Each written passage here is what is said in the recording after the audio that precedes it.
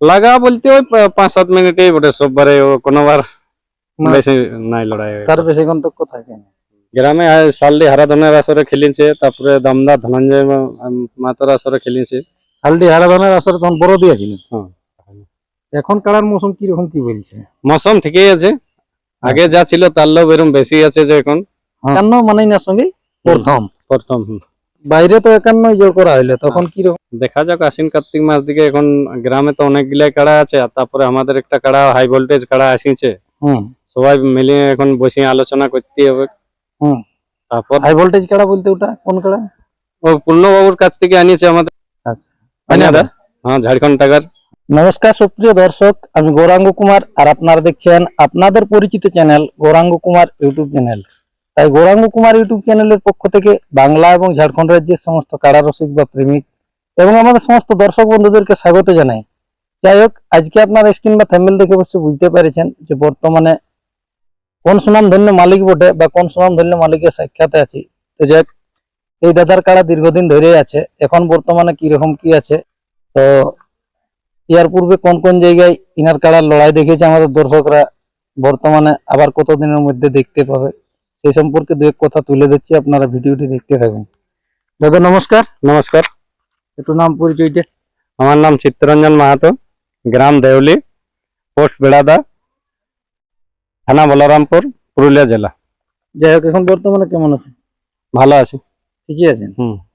কিছুদিন আগে তো দেখা গেছিল যে কাড়া এক জায়গায় লেগেছিলেন, এখনো কাড়াটি আছেন না? আছে আছে।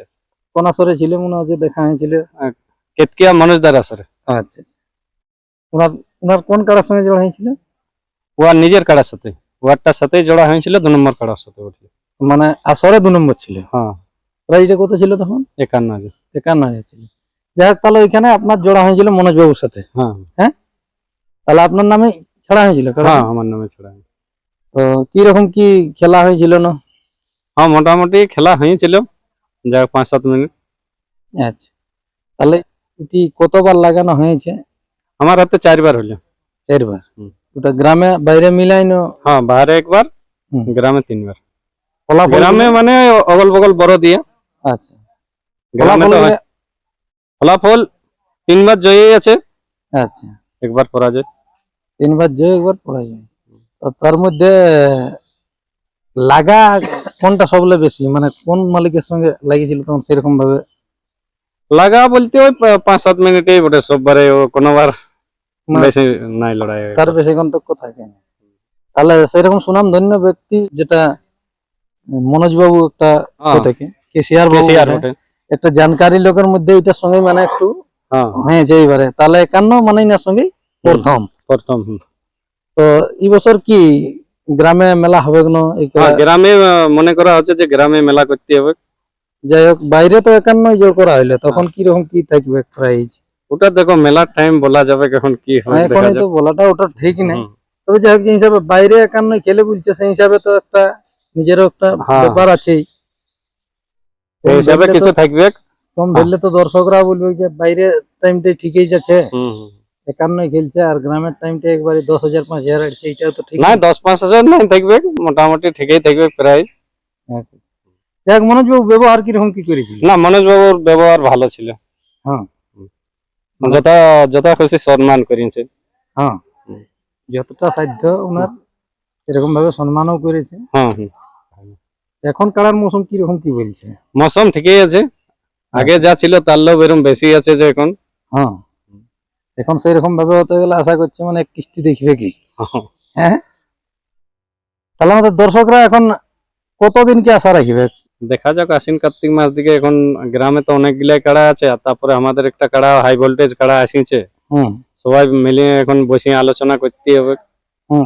তারপর হাই ভোল্টেজ কাড়া বলতে ওটা কোন কাড়া? ও পূর্ণবাবুর কাছ থেকে আনিয়েছে আমাদের বগল ঘরে একটা। আচ্ছা, হ্যাঁ, ঝাড়খণ্ড টাকার। হ্যাঁ, ঝাড়খণ্ড টাইগার এখন বেঙ্গল টাইগার নামে পরিচিত। হ্যাঁ, আচ্ছা, তাহলে সেই কাড়াটি আনা হয়েছে? হ্যাঁ, সেই কাড়াটা আনা হয়েছে। তাহলে ওই কাড়াটি আশা করছি মেলায় থাকবে। হ্যাঁ, মেলায় থাকবে। হ্যাঁ, তো আপনার কি কত নম্বরে থাকতো গ্রামের আসরে? গ্রামের আসরে দেখো তো বড় দিয়া তো সবাই 3-4 নম্বরে খেলিয়েছে, মানে প্রত্যেকবারে খেলে আসছে। হ্যাঁ। আচ্ছা, গ্রামে সালডি হারাধনের আসরে খেলিছে, তারপরে দমদা ধনঞ্জয় মাতার আসরে খেলিছে। শালডি হারাধনের আসরে তখন বড় দিয়েছিল। হ্যাঁ মোটামুটি কতদিন আগের মেলাটাই না এই বছর যেটা হ্যাঁ, এই কিছুদিন আগে বছর করেন যে, ওইটাই? ওটাই ছিল। তখন প্রাইস কিরকম কি ছিল? প্রাইস কমই ছিল, 10,000 মতন ছিল। আচ্ছা, মানে ওনার তো দশের নিচে মনে প্রাইস নাই ছিল কোনো?